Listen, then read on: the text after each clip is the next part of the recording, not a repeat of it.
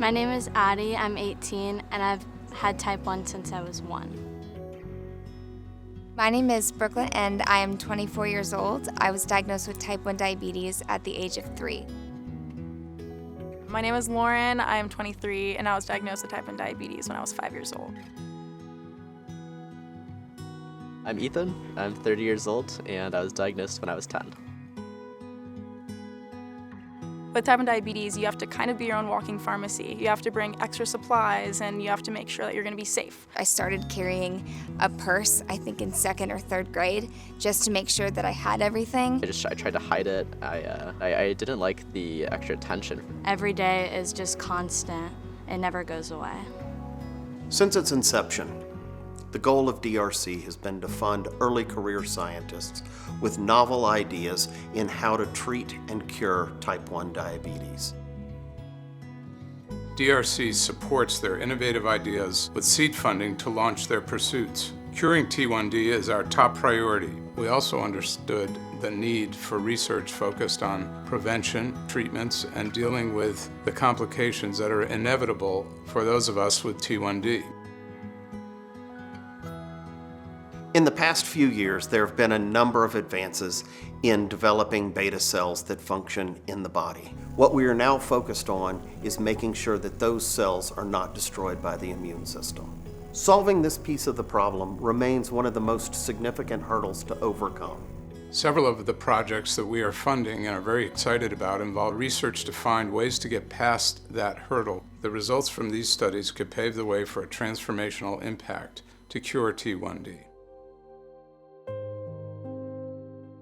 T1D is on the rise. Each year, about 200,000 children and adults receive this life-changing diagnosis, and this number is projected to double within the next 20 years. In addition, a T1D diagnosis adds a 15 times greater risk of another family member being diagnosed. My sister Kira was diagnosed 4 years after me when she was 14 years old. My brother was diagnosed just 4 years after I was first diagnosed. Prevention is the key, and it is urgent. That's why DRC supports research that aims to identify and better understand the factors that trigger type 1 diabetes so that we can work towards preventing the onset of the disease. The answers did not come in time for my family, but I'm very hopeful that for future young children, and they won't have to deal with it for the rest of their lives. When I was first diagnosed, we still had the vials and incredibly long needles. They were about this long. I was sticking my fingers 8 or 9 times a day, so I was taking 7 or 8 shots a day. Glucose management takes an enormous physical and mental toll on those living with T1D. So improving treatments is critical to ease the relentless daily burden of managing this disease.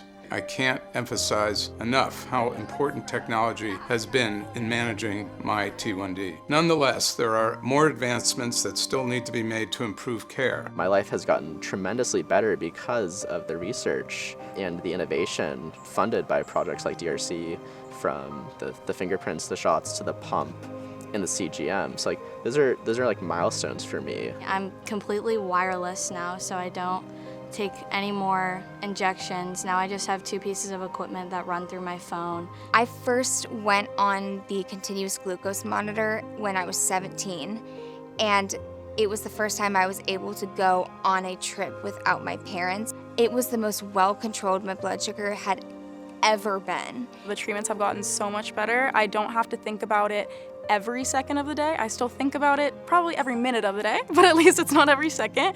Which is why DRC devotes a portion of its funding towards treatment research. Several of our researchers are developing advanced technologies and therapies to enhance blood sugar management, reduce complications, and improve the quality of life for all T1Ds.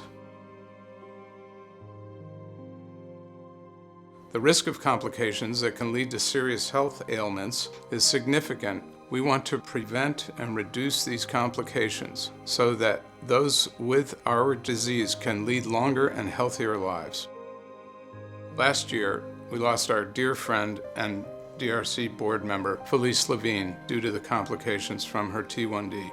Even with careful management of T1D, there is a very strong risk of developing complications. have already had issues with some nerve damage, and I worry about in the future what that could potentially turn into. The fact that they're funding research to prevent some of those complications means a lot to me because I have such big dreams for the future. So DRC includes funding for research to prevent and possibly reverse these high-risk complications. DRC is committed in its mission to prevent T1D and its complications, develop better treatments, and ultimately cure T1D for good. We are funding more research than ever before, and we do not intend to stop until there is a cure for T1D. It is time for a cure. I graduated Stanford this past June, and I'm applying to law school right now, hoping to attend in the fall of 2025. I graduated from Texas Christian University with a bachelor's degree in finance and real estate. So now I'm back in San Diego, hopefully getting my master's degree. I'm attending San Diego State this fall. I'm studying journalism in the Honors College. I graduated from USD with an accounting degree, earned my CPA, and I operate a small portfolio of my own businesses. I'm ready for a cure. I'm ready for a cure. I'm ready for a cure. I'm ready for a cure. It's time for a cure.